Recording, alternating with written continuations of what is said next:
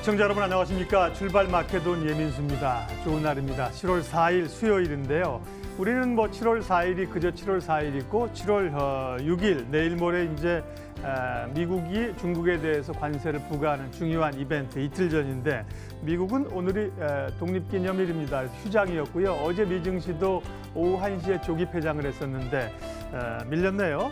우리 어제 증시 상황을 다들 뭐 주목하고 계셨겠습니다만은 오르락거리다가 뭐 소폭 올라서 끝났는데 반등이 대단히 약하다. 예, 굉장히 강한 좀 반등이 와야 신뢰감을 얻을 텐데 어제 우리 미약한 반등이었는데요. 미증시도 기술주가 하락하면서 또 밀려서요. 부담이 됩니다. 다우지수는 0.5%, 기술주가 포진해 있는 나스닥이 0.86% 좀 더 밀려났었죠.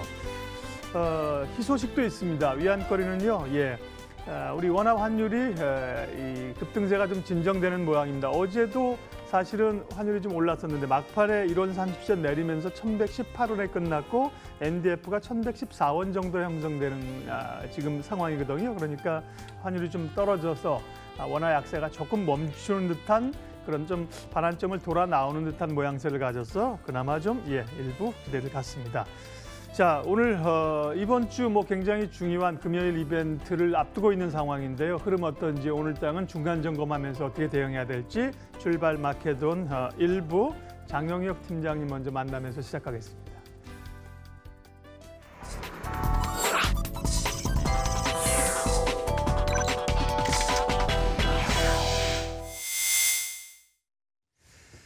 장영혁의 마켓 시그널입니다. 시장에는 늘 시그널들, 신호가 있습니다. 물론 이제 신호와 함께 소음이 함께 많이 섞여 오기 때문에 분간하기가 쉽지 않은 건데요. 장영혁 팀장님과 함께 시그널들 보고요. 또 전략 세우겠습니다. 한국투자증권 장영혁 팀장님 와 계십니다. 어서 오십시오. 네, 안녕하세요. 네.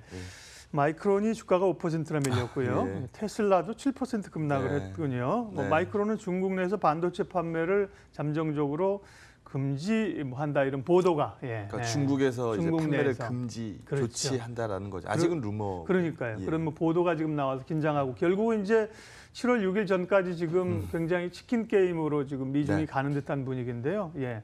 어떻게 보셨어요? 어제 우리 시장 미증시. 네, 먼저 미증시 얘기하기 전에 전일 우리 국내 증시 얘기서부터 먼저 네. 해야 될 것 같아요. 미약한 거래소 기준으로 봤을 때 미약한 반등입니다만 장중 저점 대비해서 계산해 보면 네. 얼마나 다행스럽습니까? 만약에 어제 그 밀렸던 맞아요. 분위기 그대로 만약에 끝을 냈다라고 하면 이제 뭐 한 2000 뭐 생각하고 싶지 않은데 2200 초반이 보이는 레벨까지 열어놔야 되는 상황이었거든요. 그래서 상당히 부담스러웠던 자리에서 돌아 나왔습니다. 물론 그 중간에 이 반등의 원동력을 만들어냈었던 거는 중국 증시가 오전장 끝낼 때는 2% 마이너스였거든요. 거의 2%. 근데 어제 중국 증시 플러스 0.4%, 0.45%가에 끝났어요. 그래서 오후장 들어서 뭐 쭉 밀어 올리는 모습이 좀 있었고요. 어제 우리 원달러 환율이 장중 고점이요 1124.5원이었습니다. 그러게요. 불안했습니다. 네, 네. 어제 이대로 가다가 뭐 1130, 40 못 볼 거 없겠다 뭐 이 얘기였는데요. 어제 종가는 1118원 70전 나왔으니까요. 이것도 우리 원달러 오르는 거 경계하잖아요. 이런 부분들이 전일 장중 저점 대비해서 좀 돌리는 모습을 만들어 줬습니다. 그러니까 우리가 유턴 얘기하고 있는데 건너편 쪽으로 아직 핸들 꺾어서 차가 넘어간 걸로 보이지 않는다라는 거거든요. 건너편에서 엑셀 밟는 시점을 쳐다보고 있는 거고요. 거기에 걸맞는 뉴스들이 나와줘야 되는데 지금 그런 부분들이 있나 찾아보고 있는 과정입니다. 전일 미증시 얘기 한번 해보도록 하죠. 네. 마이크론이 5.5% 빠졌고요. 애플이 1.7% 빠졌고요. 예. 그냥 결론적으로 말씀드리면 심상치 않다라는 분위기를 시장이 이제야 반영하고 있는 것으로 보여집니다. 무슨 의미냐 하면 이제까지는 야, 뭐 이번엔 꽝 부딪힐지 몰라 라는 시장 반응이 있으면은 이제까지 미국과 중국은 서로 여러 번 만났어요. 뭐 미국의 경제사절단이 방중을 하기도 하고 중국의 유여 부총리가 방미를 하기도 하고 그다음에 올버로스 상무장관이 방중하기도 하고 이렇게 여러 번 만나가지고 조율이라는 걸 합니다. 그러면서 시장에서 에이, 부딪히진 않을 거예요 라는 일말의 기대감을 안겨주는데요. 이번 7월 6일 사실 데드라인이 바로 코앞인데요. 오는 금요일이니까 정말 코앞이거든요. 요즘에 미국하고 중국하고 만나서 얘기를 하던가요? 요즘 만나서 맞아요. 얘기 안 대화가 하죠. 좀 끊겼어요. 네. 설전만 주고받고 있는 상황이에요. 그래서 지금 이런 분위기를 보니까 실제로 이번에 부딪힐 가능성을 배제하기 어렵다. 게다가 지금 중국에서 나오는 반응을 보니까 마이크론의 매출 절반은 아시아 수출 데이터거든요. 그러면 아시아 수출 데이터에서 가장 이 많은 수입을 끌고 온 데는 아마 중국일 텐데 중국에서 마이크론 반도체 못 팔게 막아버리면 물론 우리 삼성전자 하이닉스 입장에서는 뭐 이런 걸 다 뭐 이렇게 얘기할 수도 있어요.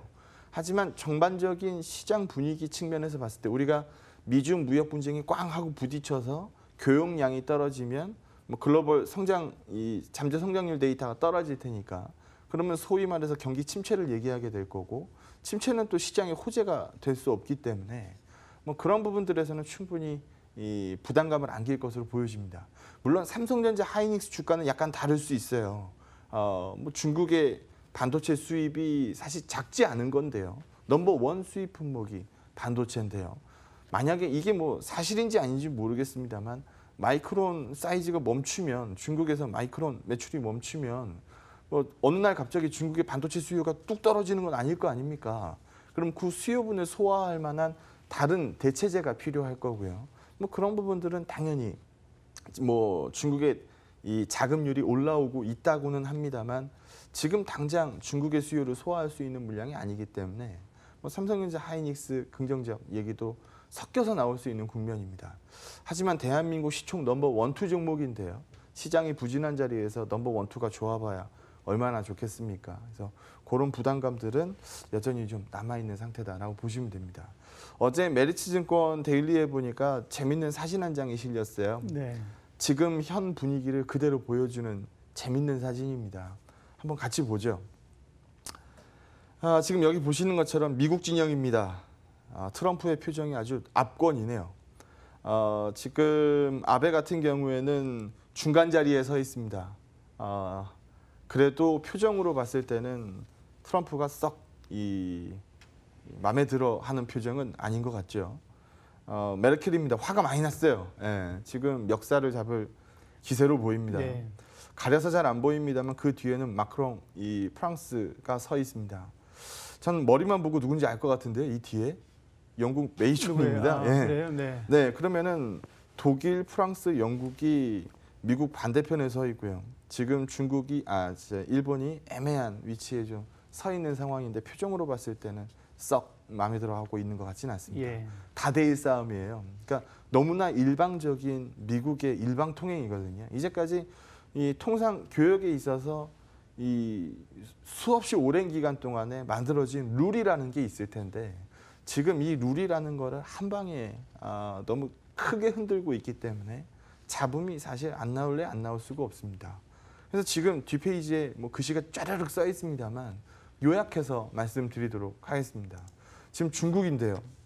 중국은 일단 미국산 대두에 대해서 25% 관세 때릴 겁니다. 만약에 미국이 중국에 대해서 25% 관세 때린다라고 한다면 대두에 25% 관세 매길 겁니다. 그리고 자동차, 지금 수입 자동차에 대해서는 이미 7월 1일부로 해서 15%로 관세가 떨어져 있는 상황인데요. 지금 7월 6일 날 미국이 중국을 때린다라고 한다면 미국산 자동차에는 25%의 관세가 다시 붙습니다. 그러면 지금 현 15%의 관세에 25%의 추가 관세가 붙으면 미국산 자동차한테는 40%의 관세가 붙는 겁니다. 사실 중국 시장에서 미국 자동차 장사하지 말란 얘기거든요. 아니면은 중국 현지에서 찍어내든가 이렇게 얘기가 돌아가게 될 겁니다. 그럼 당연히 뭐 날선 곤방이 나올 수밖에 없죠. 요즘 트럼프 한 손은 중국 멱살을 잡고 있고요. 한 손은 유럽 멱살을 잡고 있습니다. 유럽 쪽에서 지금 BMW니 뭐 벤츠니 뭐 이런 이 자동차들 뭐 과거서부터 꼴보기 싫다라는 얘기를 대놓고 했었는데요. 여기에다가 관세 때린다라고 얘기하니까요. 유럽에서는 3천억 달러에 해당되는 보복 관세 얘기하고 있습니다. 이게 지금 미국과 유럽의 분위기입니다. 그래서 7월 6일 날 도화선에 불을 붙이느냐 아니면은 협상의 기술이었어라고 꼬리를 한번 내리느냐 여기에 대한 결과가 시장의 관심이 모아질 수밖에 없는 상태다라고 보시면 되고요. 이게 뚜렷한 답을 주지 않고 시장에서 얘기를 주고받지 않다 보니까 시장에서는 각측 소설이 난무하고 있는 상황입니다.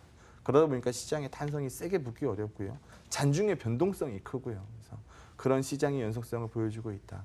뭐 뚜껑 열어봐야 알 것 같습니다라는 얘기로 결론을 낼 수밖에 없는 분위기가 흘러가고 있다라고 말씀드리도록 하겠습니다. 예. 그 중국이 마이크론에게 중국에서 반도체 판매를 잠정적으로 금지시킨다 이런 보도는 뭐 오늘 좀 확인이 필요하겠습니다만. 그럼요. 네. 아직 뭐 네. 보도가 흘러나온 거지 그러게요. 중국에서 공식 반응이 네. 나온 건 아니니까요. 제가 이제 말씀하시는 동안 좀 찾아본 자료로는 뭐 이제 뉴스 자체는 상당히 자극적인데요. 그럼요. 이제 예. 중국 전체는 아니고 이제 푸젠성 우리가 이제 복건성 푸젠성의 중급 인민법원 우리란 고등법원쯤 되는 모양이죠. 이제 대만 업체하고 또 이렇게 뭐 논쟁이 있어서 아마 여기다가 소를 제기한 것 같습니다. 그러니까 이제 중국 내 한 지역의 법원이 예비적 중지 명령을 뭐 내린 것으로 보인다. 네, 이 정도인데요. 미국한테 중국이 네. 이렇게 발끈하는 모습을 보여줄 필요도 있어요. 너무 이렇게 일방적으로 눌려 있는 그림이 오래 가게 되면 더 날뛸 거 아닙니까? 그러니까요. 네. 예. 뭔가 좀 보여주는 거죠. 한번 네. 해보자는 거죠. 예. 자, 이걸 이제 우리 시장이 말씀하신 것처럼 삼성전자나 SK하이닉스가 어떻게 읽어낼까가 관심사인데 시장을 좀 보죠. 예. 네. 뭘 또 좀 그러면 일단 7월 6일 전까지는 계속 이런 그 눌리는 흐름들로 가야 되는 건가요? 네, 뭐 예. 조금 더 얘기를 예. 이어가 보도록 하죠. 자료 보시면은요. 네. 지금 MSCI EM 인덱스니까 뭐 우리 신흥국 지수값이라고 보시면 될 것 같아요. 여기는 나스닥 값입니다. 최근에서야 머리를 조금 네. 숙였어요. 뭐 이 밑은 S&P 이 상위 순서대로 제가 쭉 써 놓은 건데요. 한번 보죠. 애플, 아마존, 마이크로소프트, 뭐 페이스북, 알파벳 이게 넘버 1, 2, 3, 4, 5입니다. 그러면 이 5개가 소위 말해서 시장을 주도하는 5종목이었는데 이게 이렇게 바짝 살아 있으니까 미증시는 사실 얼마 안 빠져요. 요즘 봐도 미증시가 제일 안 빠졌잖아요. 요즘 이 교역 환경 안 좋아지니까 베트남 증시 지금 신저가 찍었습니다. 어제. 우리 베트남 증시 얘기는 많이 했죠. 교역 환경 어려워지면 GDP의 94%가 수출 데이터인데 저기가 버텨낼 수 있겠느냐. 그 얘기 많이 했습니다. 결국 어제 신저가 찍더라고요. 그래서 미국이 가장 잘 버티는 시장 분위기인 거는 맞고 내부로 들어가서 봐도 뭐 워낙 굵직한 기업들이 저렇게 뻗ing기고 있다 보니까 미증시는 잘 안 빠져요. 그러다 보니까 연준 입장에서 보게 되면 이 글로벌리하게 이 월드 인덱스 MSCI 월드 인덱스 기준으로 봤을 때 50% 넘게는 미국 주식입니다. 그러니까 비중이라고 보시면 돼요. 월드 네. 인덱스의 절반 넘게는 미국 주식이에요. 그러니까 월드 인덱스 값을 그려놓게 되면은 뭐 생각보다 지금 엄청나게 망가진 상태가 아니거든요. 왜냐하면 미국이 잘 버텼으니까.